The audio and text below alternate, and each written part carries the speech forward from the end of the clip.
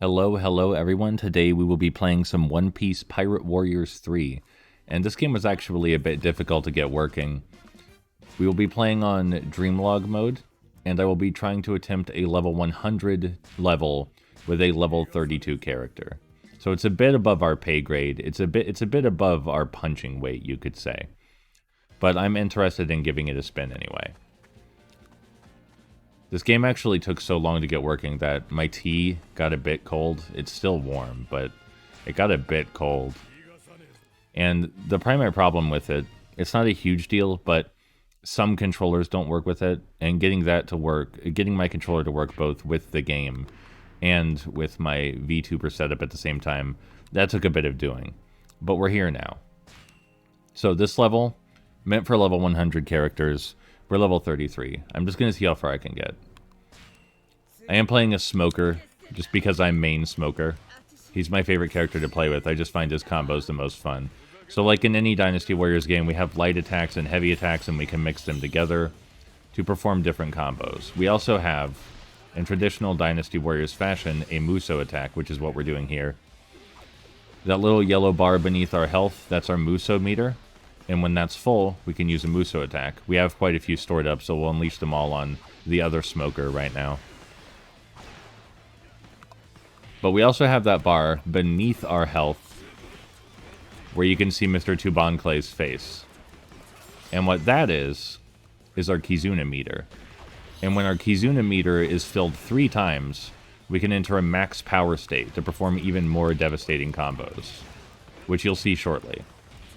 The Kizuna meter seems to fill the same way as the musou meter by hitting enemies enough. Alright, let's enter our special high power state as soon as I figure out how. It's one of these buttons.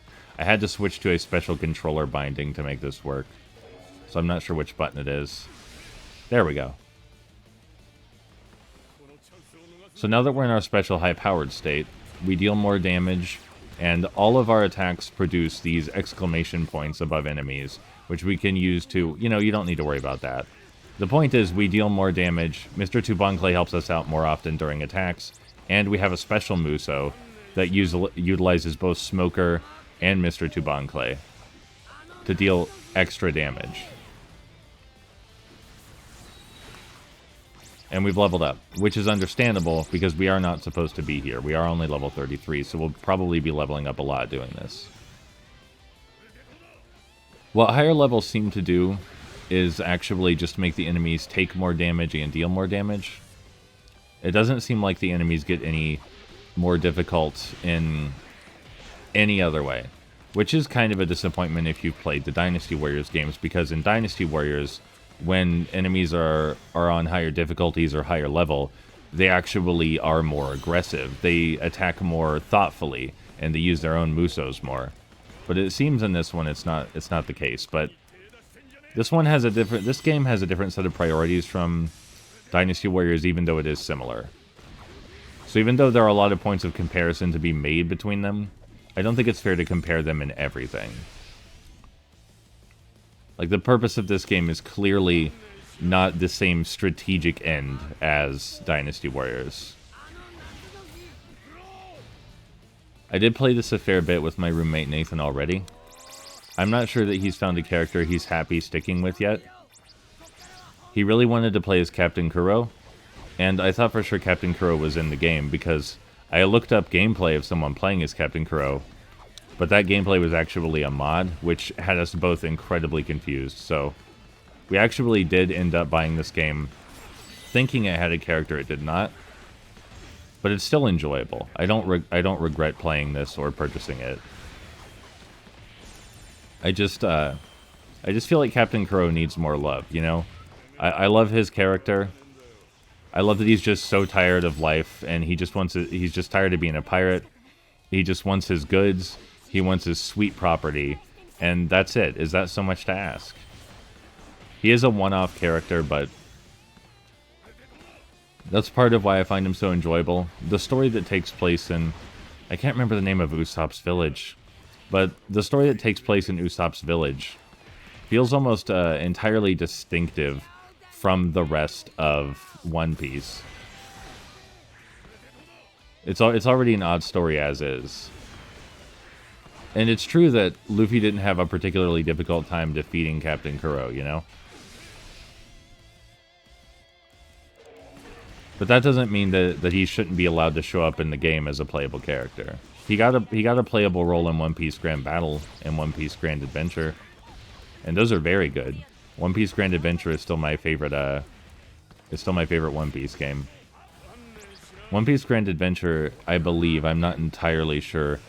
I think it was commissioned by 4Kids, and it was released.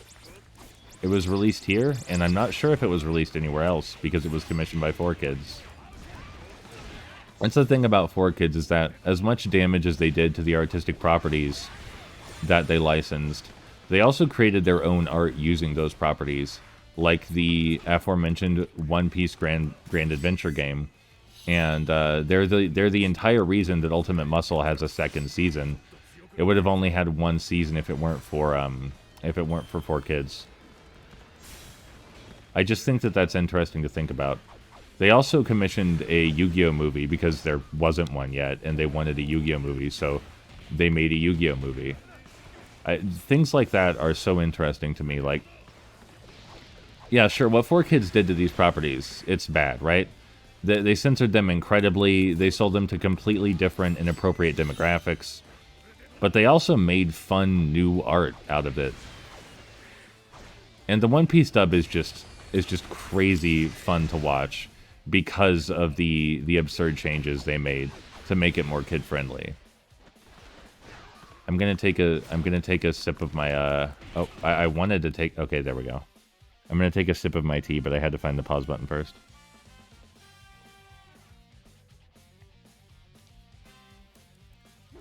It is Spice Dragon tea and not vanilla, just because this feels more like a Spice Dragon kind of game than a vanilla kind of game.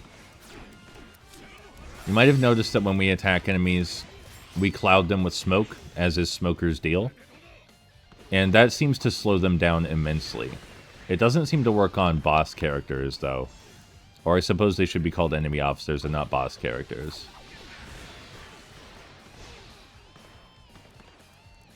This is going much better than I anticipated. But yeah, as I was saying, that's kind of the thing about One Piece Pirate Warriors 3 is the enemies don't get more difficult, per se.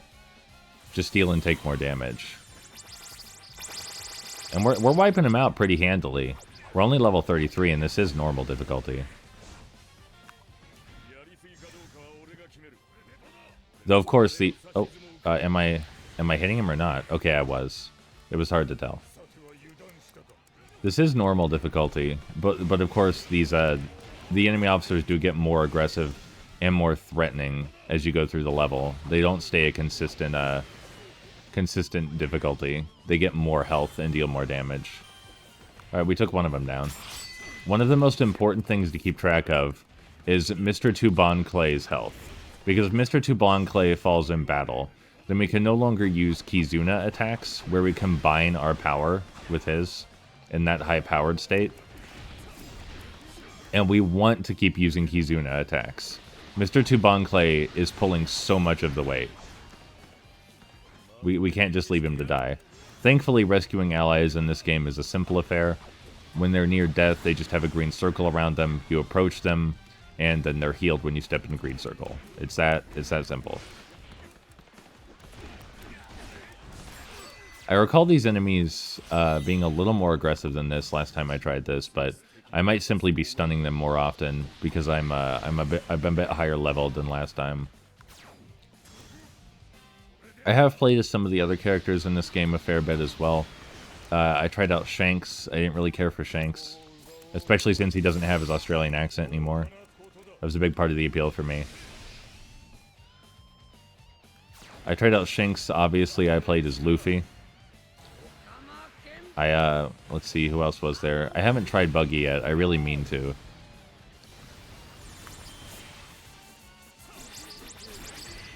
Yeah, but it's easy to, as you might have noticed, it's easy to swing the momentum of battle in your favor using Kizuna attacks and switching to that high-powered state.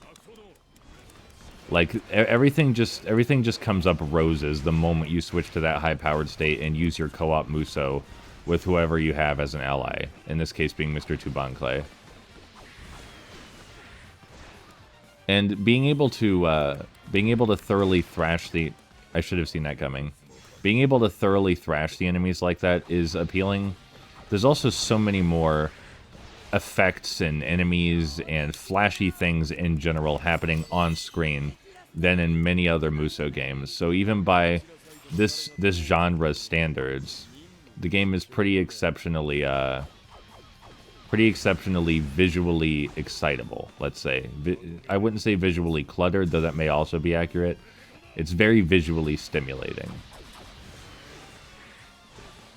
Let's see. How's Mr. Tubankle? We need to check on that real quick. He's doing good. Much better than me, actually. I thought he was doing good. Apparently not. Wow, yeah, he took a beating already.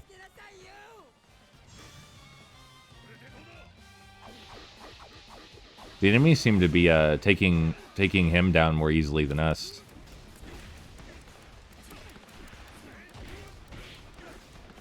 You do have a dodge button. It is recommended that you spam it frantically when you're in trouble. That's what I do. I find that to be highly beneficial. You can also dodge into and out of attacks, and there's a lot of generalized utility that dodging has to keep you alive. There are also something that's completely different in this game from Dynasty Warriors on a very fundamental level. It may not seem like a big deal, but it's essential to strategizing, is that there are no air musos in this game. You cannot use a muso move while you're in the air. And in Dynasty Warriors, air musos are a huge saving grace.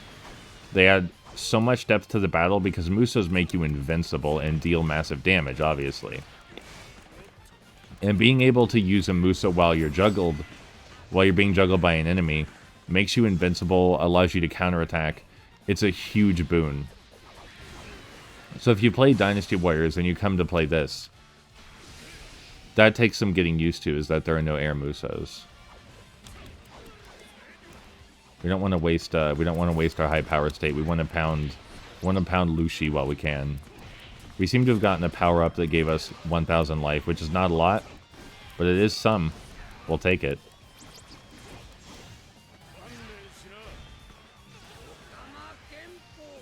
These cutscenes where the characters use their muso together don't exist in co-op because it would obviously disrupt the flow too much, and the second player would have to watch all of your power-up and ally cutscenes together with you.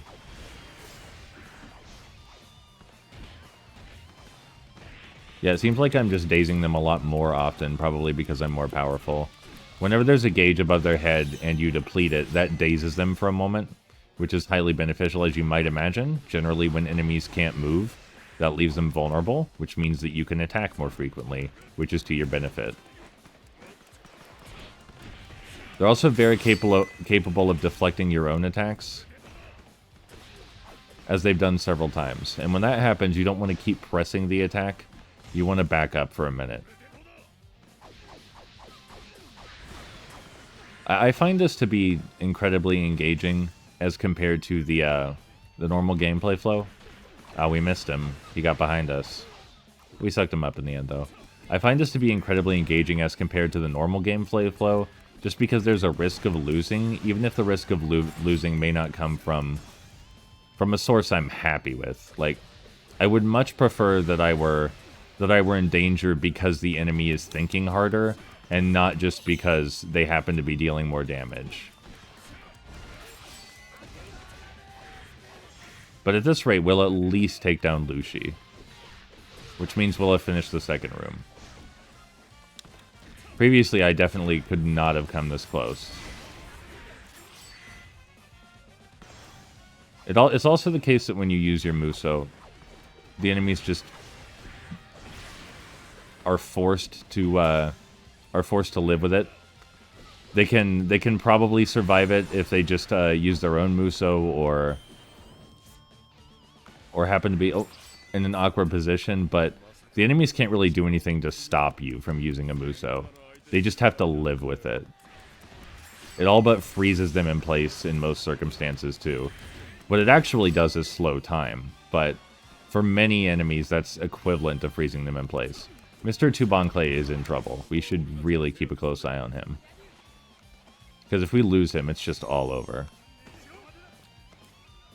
Let's take out the base commander real quick. This is not the optimal use of our Kizuna Musou. But I want to get a feel for how powerful we are. Oh, a level up. That's actually, I was hoping for that because this fight is no joke.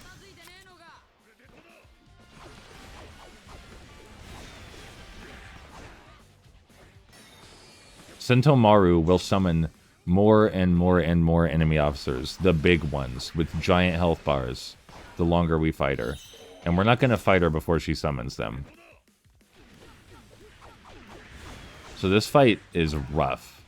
Because the, oh, Mr. Tubanclay is in so much, okay, we saved him. That was scary. We do not want to lose Mr. Tubanclay.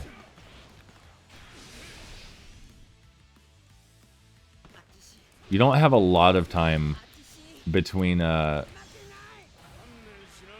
we don't have a lot of time between his cry for help and when he goes down.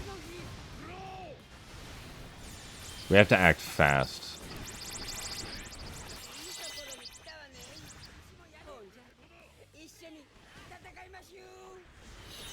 In fact, let's look at his health now. Let's see if he's doing okay. Yeah, he's fine. For at least a couple more hits, anyway.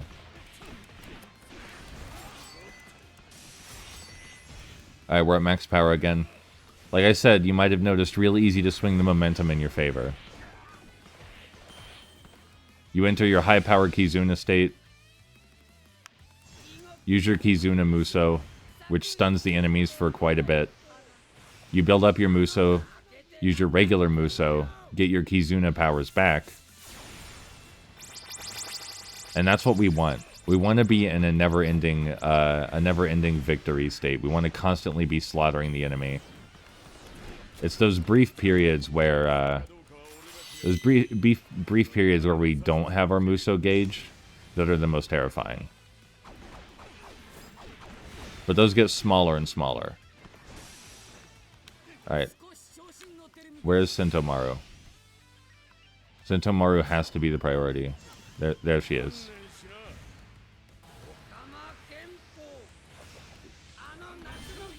She has the most health. She's definitely the most threatening. We gotta get her before anyone else.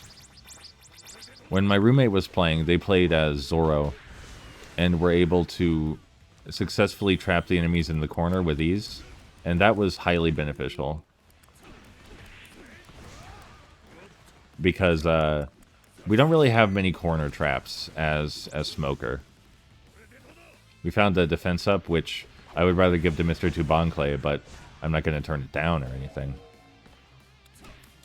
Sometimes Mr. Tubanclay has his own ideas about what to do and will just straight up run off and go fight other enemies without you, which is unfortunate because, yeah, that'll happen. What just happened now will happen.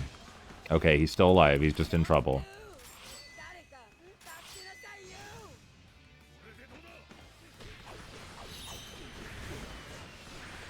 You have to keep a really close eye on what those text boxes say, because you never know when one of them is warning you that Mr. Tubanclay is near death.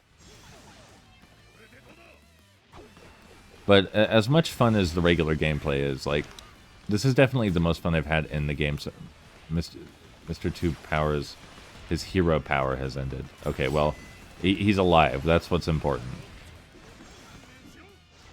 Anyway, as I was saying, as much as I enjoy the regular gameplay flow, this is... Oh, he's damaged. I gotta rescue him. I gotta rescue him. Okay, thank God. As much as I enjoy the regular gameplay flow, this is way more thrilling to me.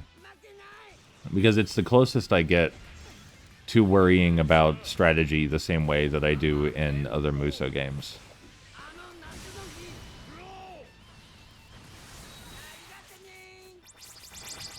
Even without Mr. Tubanclay, we might survive long enough to take out Sentomaru.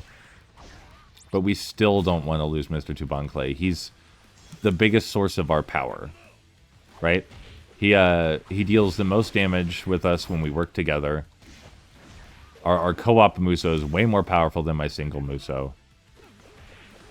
In trouble. Does that mean he's downed and he needs me to revive him, or... No, okay. Oh, now he is. Okay, there we go. Anyway, our Kizuna musou, way more powerful than the singular musou, and it levels us up way faster than we could ever level up alone. This game's whole thing is convincing you of the power of teamwork, basically. And it does a very good job of that. Your allies are so helpful in this game. Not necessarily helpful because they fight well alongside you, but because you can borrow their strength to do incredible things. In other Dynasty Warriors games, you could argue, Mr. 2, where are you? Mr. 2, where are you? Trying to find him. Where is he? He's... I don't know where that is, unfortunately. Wish I could zoom in a bit. Wish I could zoom in a bit. Hold on, what? Where's the page down? Okay, that's not what that does. Alright, we're gonna have to take our best guess as to where he is.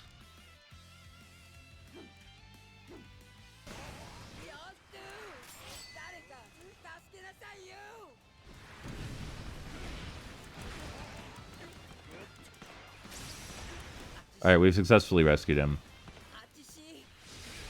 The key is not to panic.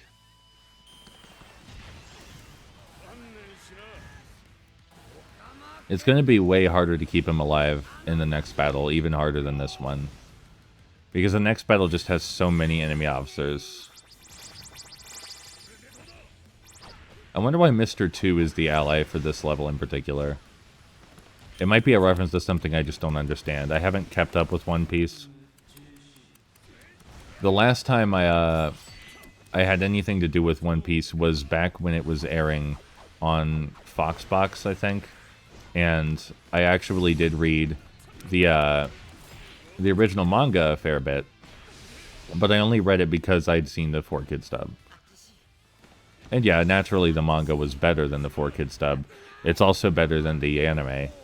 The Japanese original anime, I should say.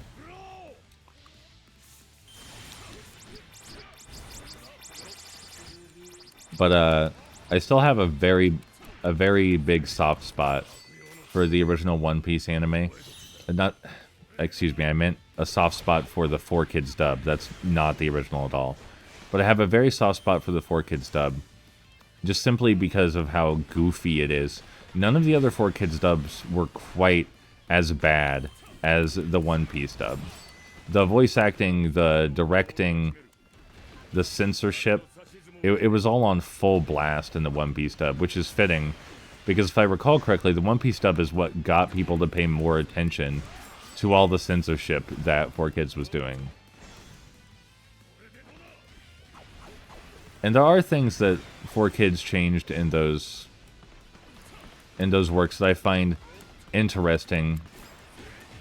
Like, I don't think that you should be changing much of anything if you can avoid it. But some of the changes I did find highly interesting. Alright, where's Mr. Tubankle? He's this way. Over here? Yeah, okay. I gotta hurry. There we go.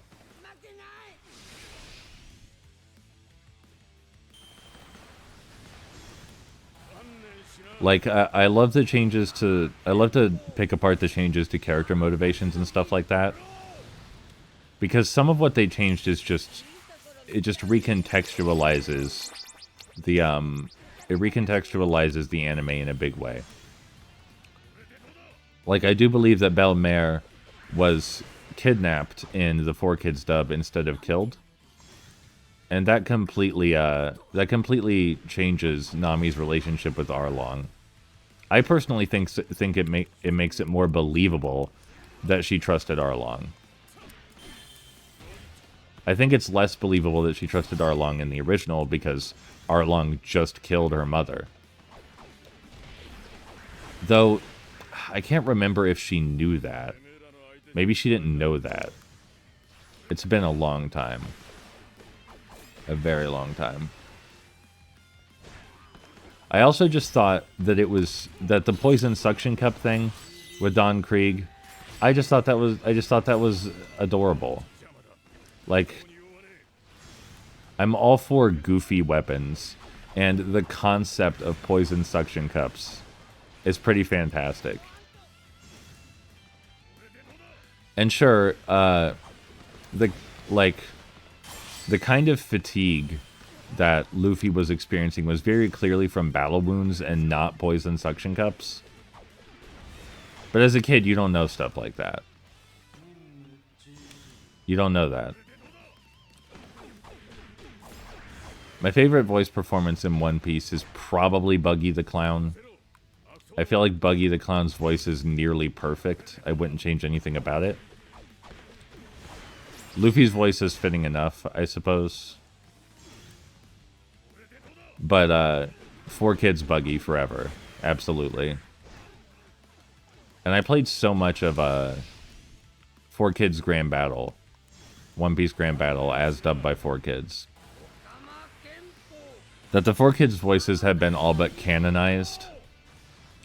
It helps that even though the 4Kids voice actors aren't necessarily good at voicing the characters they voice, their voices are far more memorable, I think, than the ones that Funimation ultimately gave them. Like, Sanji has a strange voice in 4Kids, and it's super memorable for that.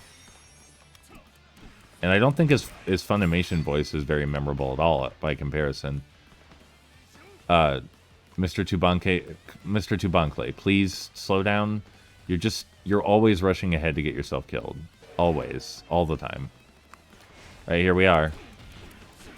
This isn't the fight I remembered. This is prior to the fight I recalled. I'm not sure we'll survive this one. It's time to drink some tea.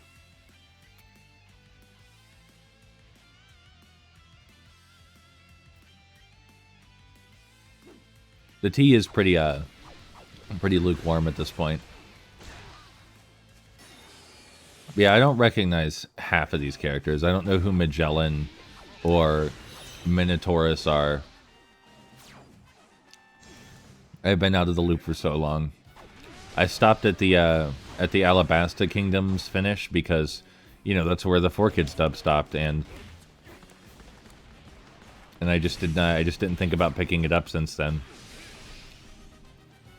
It doesn't help that there's just so much of it. Like, don't get me wrong. The appeal in One Piece is incredibly apparent and timeless.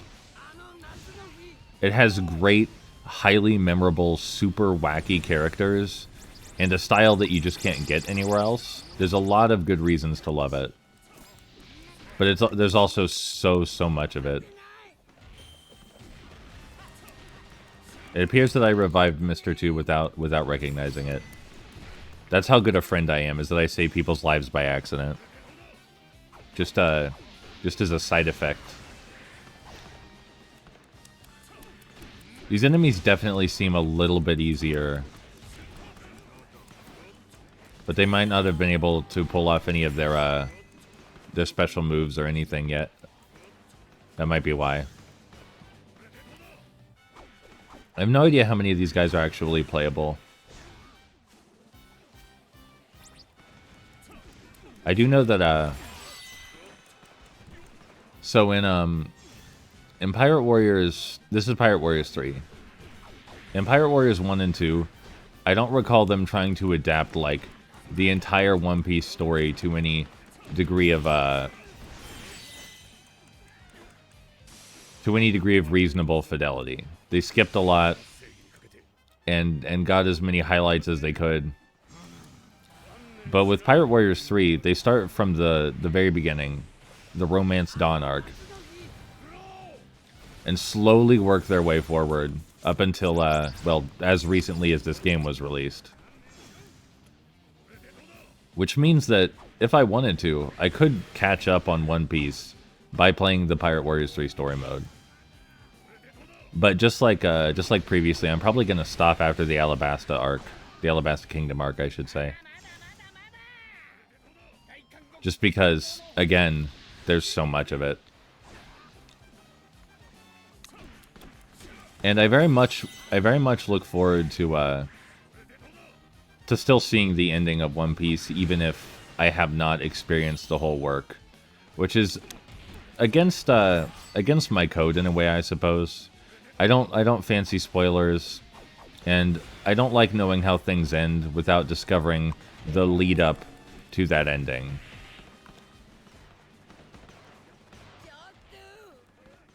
I keep confusing Mr. 2 is in trouble with him needing immediate assistance.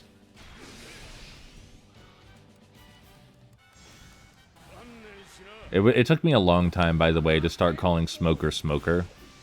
For the longest time, again because of the 4Kids dub, I only knew him as Chaser, and Chaser just sounded like a cooler name to me.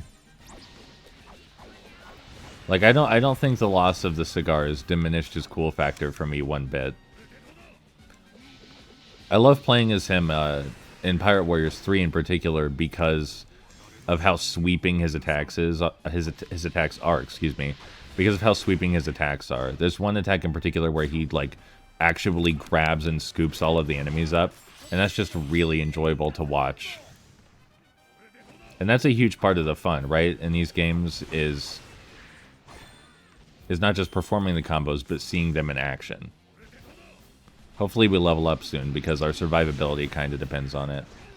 Though I don't foresee us surviving the next fight regardless. We still have made it pretty far. Let's back up for a minute and farm some enemies to get our musou back.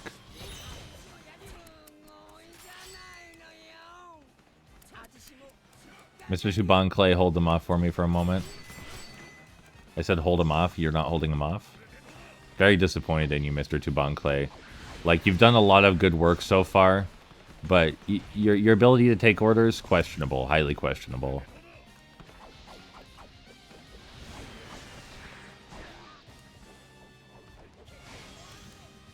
This may be the toughest part, just because this guy has so much more durability.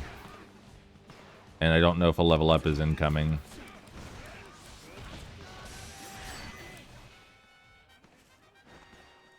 Like, there's not enough enemies around for us to reliably farm them for levels, I think.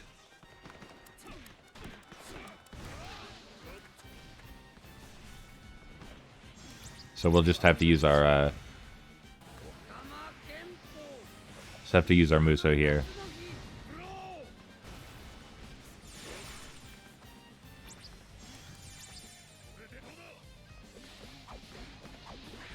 And so while we're here, pounding away at Magellan, I do want to talk a little more about the original One Piece Pirate Warriors.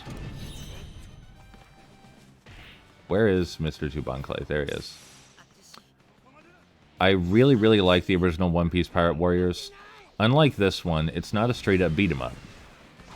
It's an adventure platforming game with some musou mechanics in it, but it's much less a traditional musou and more an adventure game.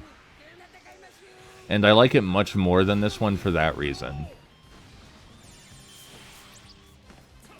Like, it's a bit of a controversial opinion, right? But I definitely suggest playing the original Pirate Warriors over any of the sequels. There are 4 now. But the original is the only one that feels like an adventure. And that's highly important, I think, especially since it's adapting One Piece, which is all about adventure and growth. Where's Mr. 2? Oh, he's not dead, he's just in trouble. Okay. I do keep getting those confused. Thankfully, we got another level up. Which means we'll be alive quite a bit longer. You do get to keep your levels in this game, even when you lose a fight. So any levels we gained here, they're ours forever.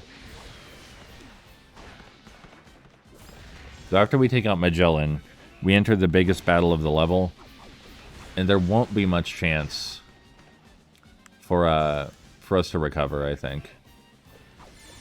Especially since the enemies will just take more and more and more damage progressively. Alright, Mr. Tuban Clay, I'm coming. I learned my lesson. I know you'll just run ahead without me if I don't follow you. Disappear, scoundrels. Well, I don't think anyone's going to just straight up disappear. You of all people should understand that there's a lot of murder involved in your job. They're here. It's time. We gotta fight Mihawk and Kuma and Buggy and Doflamingo Don Quixote. All of them are here. Everybody's... Mr. Two's dying. Everybody's here to have a party. I'm also frozen. I think it's Hancock that does that. I don't know who that is. But I think they're the one who freezes you in stone.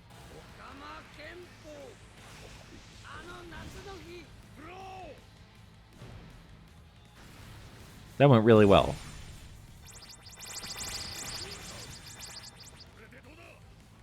Mr. 2 is in grave danger. I gotta finish my musou first, though, which is unfortunate. Oh, he's back to normal? I guess he's revived. It would be nice if the AI got out of the way of the obvious area of effect attacks that enemies use, but...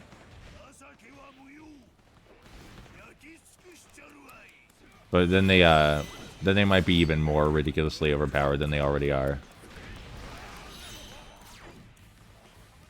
He says he's doing wonderfully. Mr. Dubon Clay claims to be doing wonderfully. But I don't trust his proclamations exactly. Yeah, see, that's what I was afraid of. Mihawk, can you just... If everyone can focus on me instead of Mr. Tubanclay, please. Let's just pretend that Mr. Tubanclay doesn't exist. And everyone fight me. I know it might be hard. Because Mr. Tubanclay is insisting on assaulting you repeatedly. Even though I've repeatedly expressed distress at his desire to do such, he won't listen.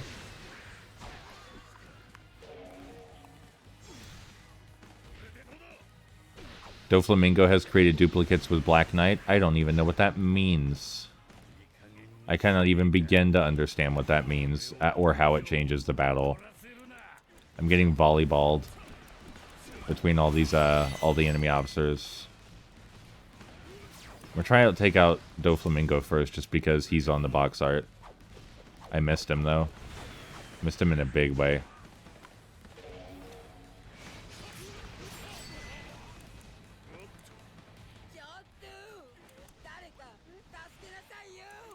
Mr. 2, I'm trying. I'm in just as much trouble as you right now, I promise. We're both in incredible danger. Something that I actually dislike about modern musou games is that they're not dubbed anymore. And while I usually don't like dubs, they're kind of important in musou games because I don't have time to read the subtitles. With passive media, like films, I can read the subtitles, but with games, I'm actively doing something else. So I can't really read the subtitles.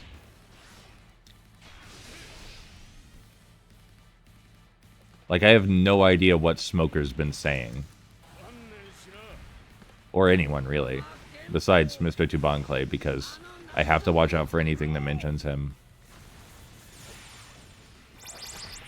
Where's Doflamingo? We're gonna take him out first. I want to make sure we at least get him, if no one else. I am very surprised at how well this is going. I did not expect for Mr. Tubanclay to survive this long, or for us to survive this long, frankly.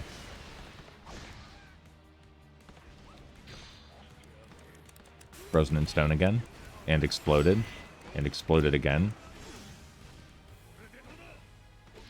Being frozen in stone and exploded twice is not as damaging as you might think, but it is still threatening.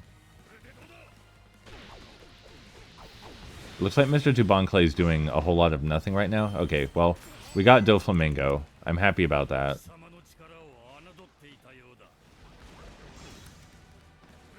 Now the others. You see this this musou animation so many times. You stop associating it with, like, a great and powerful attack and more like, oh, thank God I'm invincible for a few seconds.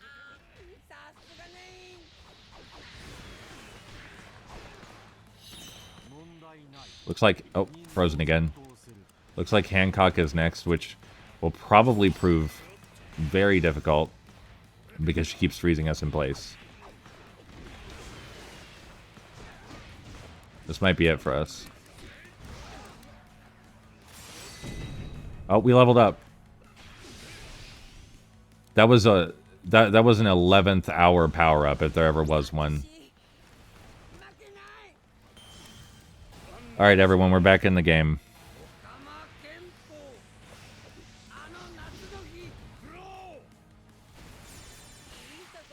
Level up saving your life at the last moment is really enjoyable.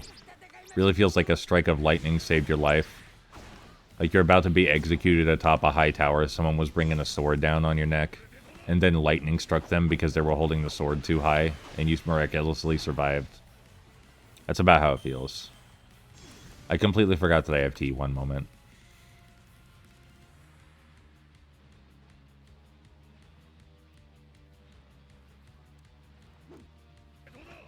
Spice Dragon tea still delicious, by the way. Highly recommend it.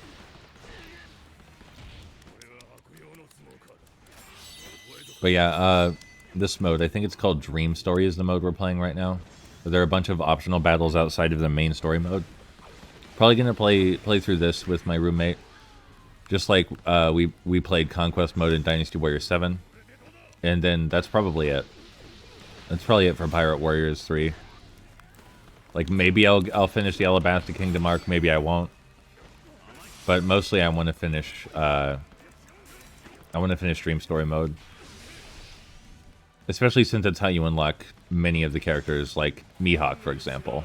I don't have any personal interest in playing Mihawk, but my roommate Nathan really wants to play as Mihawk. And I don't want to deny them that pleasure. So we're headed for Mihawk currently.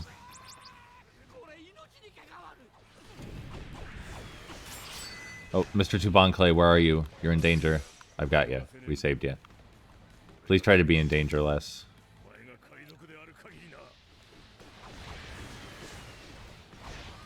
It's going surprisingly well for us. That last second level up really helped us out.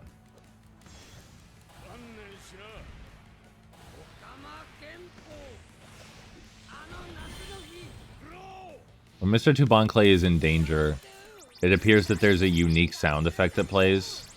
I'll try to keep that ingrained in my head. I mean, not unique to him, but yeah, that's the sound effect. Where is he? Oh, did we already... It appears we've already saved him. That keeps happening where the game tells us he's in danger, but he's right next to us, so we save him instantly. Not that I'm complaining about saving him instantly, it just gives me a... just frightens me for a moment before I realize what's happening. All of the Musou games, this one included, have their own things going on to make them not necessarily incredibly, but distinctive enough that they feel like their own thing from Dynasty Warriors. They don't all feel like Dynasty Warriors. And Kin's Rage, I think, is my favorite take on the Musou formula, where it plays much more like a traditional beat-em-up, but in addition to that, everyone gets multiple Musou moves with very particular and very enjoyable utilities. The sheer variety in Musou moves at your disposal is so hugely rewarding in Kin's Rage. Kin's Rage is just one of my favorite beat-em-ups, period, also. There's a lot to love about it. Speaking of that, there is a full playthrough of that on my channel. I think I introduced the Samurai Goomba, or Tuna Salad as he goes by now, to Kin's Rage. And I'm really grateful for that, because he seems to like it quite a bit. Tuna Salad probably is not accurate. It's probably something much goofier than that. Tuna Salad sounds too plain.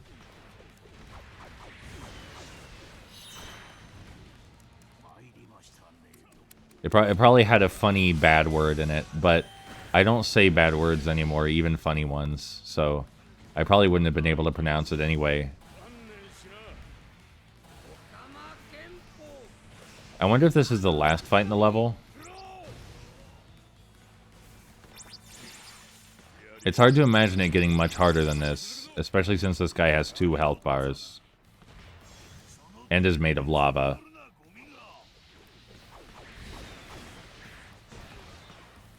As superpowers go, being made of lava, maybe not the most practical, but certainly one of the most threatening, right?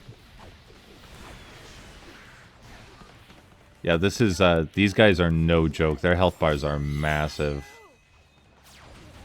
I just saw help someone help and I'm doing wonderfully at the same time, both from Mr. Tubanclay. I'm getting mixed messages here.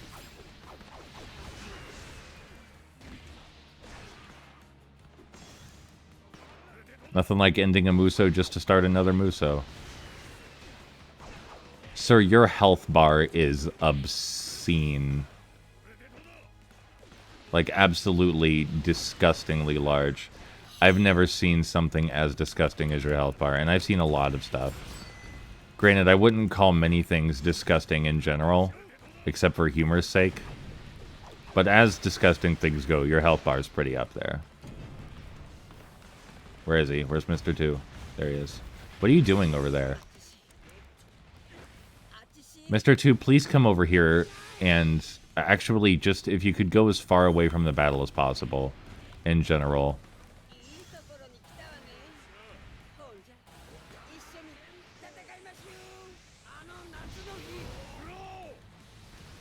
I wonder if it's any easier to keep him alive when you are level 100, or if it's always super tough.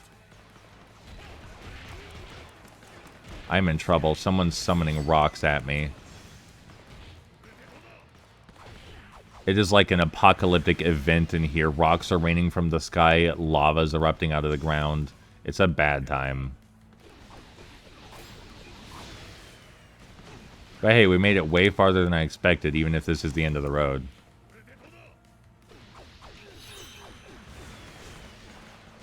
Like, we definitely need another level up to save this.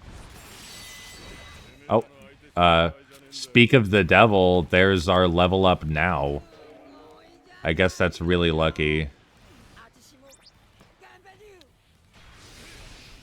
I swear I'm not using cheats. That just is happening like that.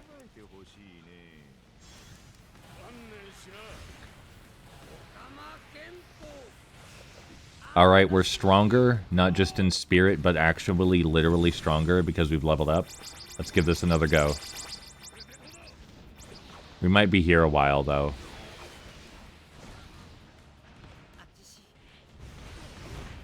Alright, Mr. Tubanclay is fine. We revived him by standing next to him again. And he's trying to flee again. Mr. Tubanclay is having a bad day. But you have to admire his spunk. Does reviving him give us our full power mode immediately? Is he or is he not dying? I can't tell anymore. It switches between the two states so fast now.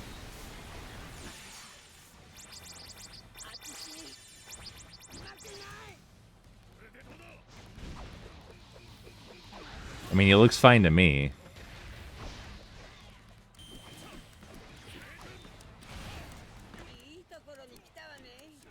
I mean, if reviving him does fill our Kizuna meter, then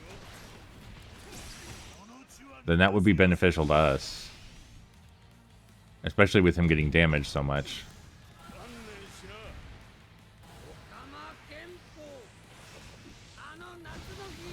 I cannot imagine there being another fight after this one.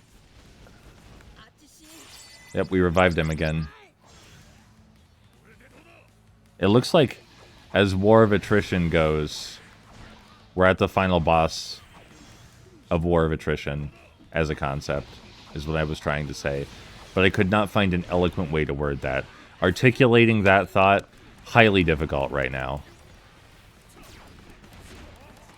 It has everything to do with how I started my statement. I really goofed up on step 1. I'm getting juggled. It is a nightmare in here. Everyone is having just a ball chucking rocks and lava at me today.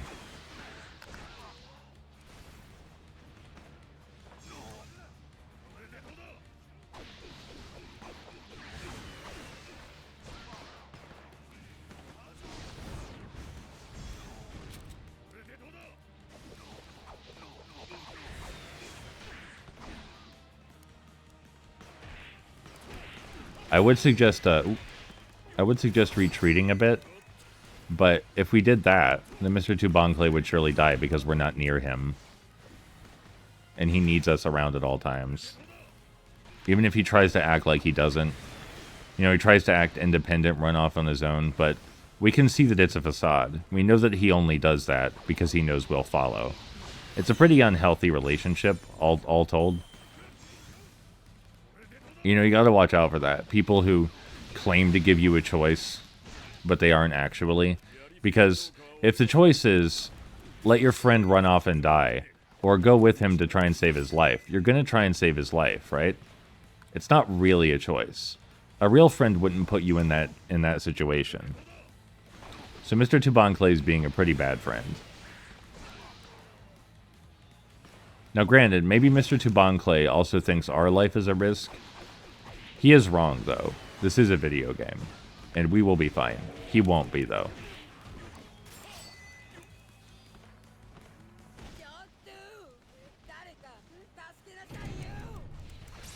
I think that's it. Yep, down we go. Well, we had a really good run. We got way, way further than I anticipated. I think that was the final fight in the level. And we leveled up quite a bit, too. So Smoker's going to be even more helpful. Anyway, I think that was probably enough of One Piece Pirate Warriors for now. It was quite a bit of it. It's fun. I don't like it quite as much as regular Dynasty Warriors games, but it's highly satisfying. I love just how many enemies there are on the screen. And the Kizuna attacks, using your ally to power yourself up, that's immensely rewarding. I love that it encourages friendship in a super over-the-top anime fashion, which is suitable because One Piece is a very over-the-top anime. I'll see y'all around.